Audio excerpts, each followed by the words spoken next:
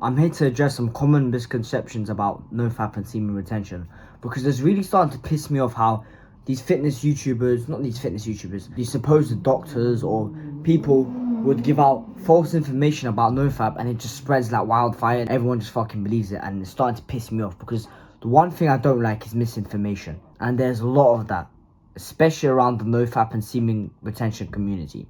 Now, I'm sure if you've been around self-improvement for a while, you've probably seen the Andrew Huberman video when he said, no fap, absence of sex, semen retention basically.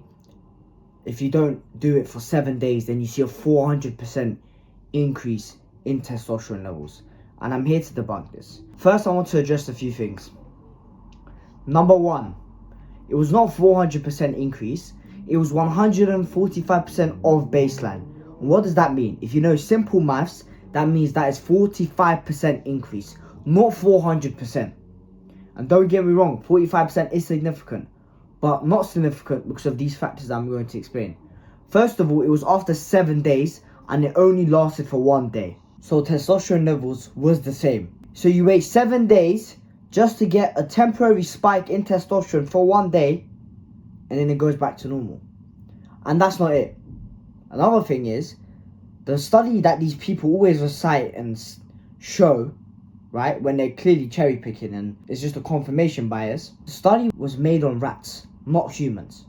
So animal studies are nice, right, but if they're not backed up by humans, it's not 100% true. It might not apply to humans. Sorry for disrupting. Really quickly, I have a free Discord server for young men on self-improvement who like to discuss gym and testosterone and science, stuff like that, so go join it right now. So it was not in humans.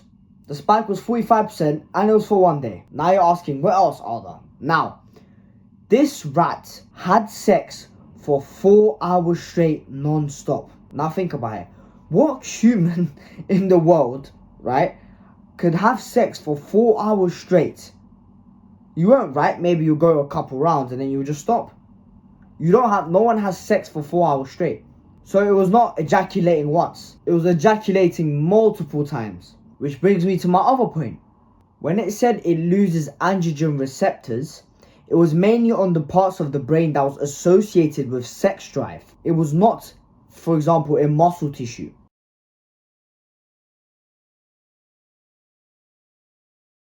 One last thing, just to put the icing on the cake, right? After, I can't remember if it was a couple days or a week, that rat had more testosterone and androgen receptors than before. So not only is their points bullshit, not only is it false, but actually the opposite. This study actually shows how sex actually increases testosterone.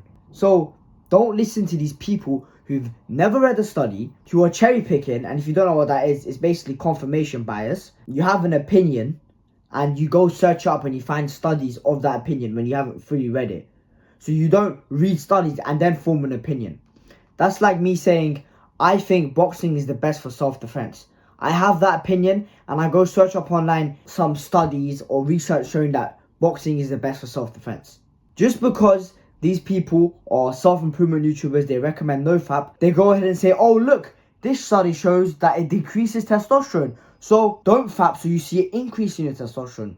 Well, that's bullshit. I don't know if Andrew Huberman made a mistake or whatnot, but I don't like how this is spread like wildfire and people still believe this shit. So, guys, don't listen to anyone blindly. Even me. Even your favorite fitness YouTuber. Even Hamza. Even Iman Gachi. Even Tate. You can like these people, but don't blindly listen to everything they say. They can be wrong. They're still human. They might lie to you on purpose or they might do this by accident. Everyone gets shit wrong sometimes.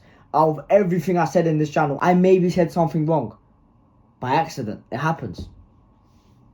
So yeah. This video is not to encourage you to stop fapping and watching porn 10 times a day.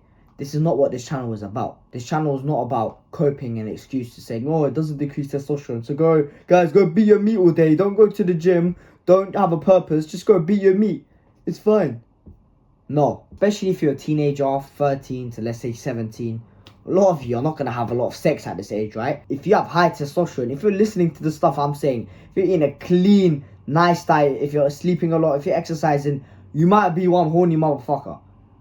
And I hate how people have demonized sex drive and say, oh, fapping is just horrible. As long as you get everything done.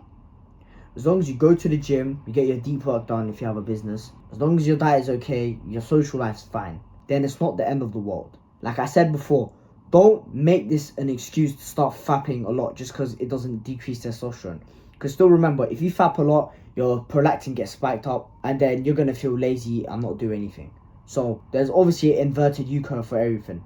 I want to remind you, I have a free Discord server for young men on self-improvement. So go join that right now. We discussed about testosterone, gym, and overall self-improvement. So it's in the top link in the description. I'll see you in the server. I'll see you in the next video. Bye.